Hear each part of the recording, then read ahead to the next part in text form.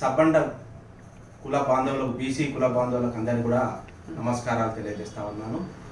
గడిచిన 18 నెలల కాలం నుంచి బీసీలకు 42% కాంగ్రెస్ ప్రభుత్వము రిజర్వేషన్ చేస్తామని చెప్పడం జరిగింది.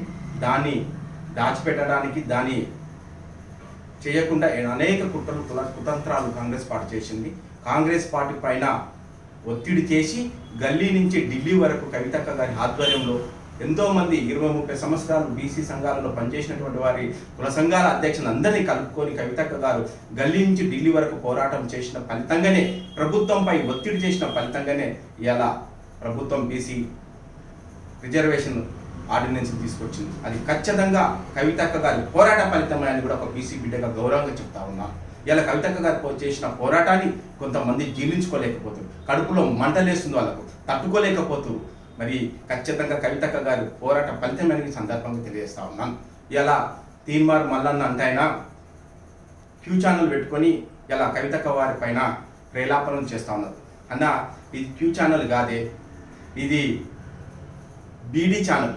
అంటే నువ్వు బ్లాక్మెయిల్ చేసి డబ్బులు సంపాదించే ఛానల్ ఏంది ఇది? అది నీది ప్రజల గురించి వచ్చిన ఛానల్ కాదు. నువ్వు ఏదో ఎమ్మెల్సీ అయ్యి ఇలా ఒకటి ఉండాలనే ఉద్దేశంతో ఎన్నడూ నేను 20 ఏళ్ళ నుండి బీసీ సంఘాల అధ్యక్షునిగా పనిచేస్తూ ఉన్నాను. ఒక కుల సంఘానికి అధ్యక్షం చేస్తాను. అలాంటి వాళ్ళు ఎంతోమంది ఉన్నారు. మరి నేను ఎన్నడూ కూడా మేము బీసీ సంఘాలు, బీసీల గురించి నువ్వు ఎన్నడూ కూడా ఏ సంఘాలలో పనిచేసినా, ఏ మీటింగ్లోకి వచ్చిన పాపాన పోలేదు. కానీ ఈ గడిచిన ఈ సంవత్సరం కాలం, ఈ 6 నెలల నుంచే నువ్వు పెద్దగా వస్తూ ఉన్నావు. ఇలా మధ్య కూడా ఓ గౌరవ ఎమ్మెల్యే పైన లేనిపోయిన అభండాలు సృష్టించినావు. మరి నీ ఇజ్జత్ అంతా తీసింది కానీ నడు రోడ్డు మీద నువ్వు ఎంతసేపు నీకేదో చైర్మన్ పదవి ఇచ్చే కాంగ్రెస్ పార్టీ ఎంతమంది బీసీలను గెలిపించుకొచ్చుకున్నావే? అందరు రెడ్డిలోనే గెలిపించినావు. బీసీల అభ్యర్థులందరినీ కూడా ఓడగొట్టినావు. నీ చరిత్ర అది. నువ్వు పద్ధతి మార్చుకో అని ఈ సందర్భంగా తీర్మానం మళ్ళీ నిన్ను హెచ్చరిస్తా ఉన్నాను. ఎందుకంటే ఎంతసేపు నీది బ్లాక్మెయిల్ రాజకీయాలు, ఎంతసేపు ఒకరిని తిట్టాలి, ఇవాళ తిట్టిన రేపు మెచ్చుకుంటావు, రేపు తిట్టిన వాళ్ళని మెచ్చుకుంటావు. ఎంతసేపు బీసీ బిడ్డలనే బ్లాక్మెయిల్ చేసినావు. బీసీ బిడ్డలు నీ దగ్గర పనిచేసినప్పుడు కూడా బ్లాక్మెయిల్ చేసినావు.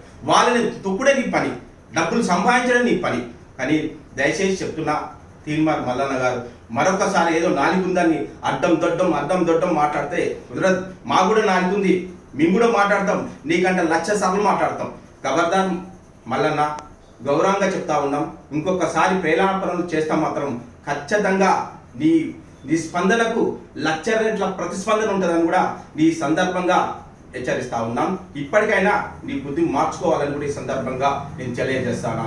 జై బీసీ, జై కవితక్క.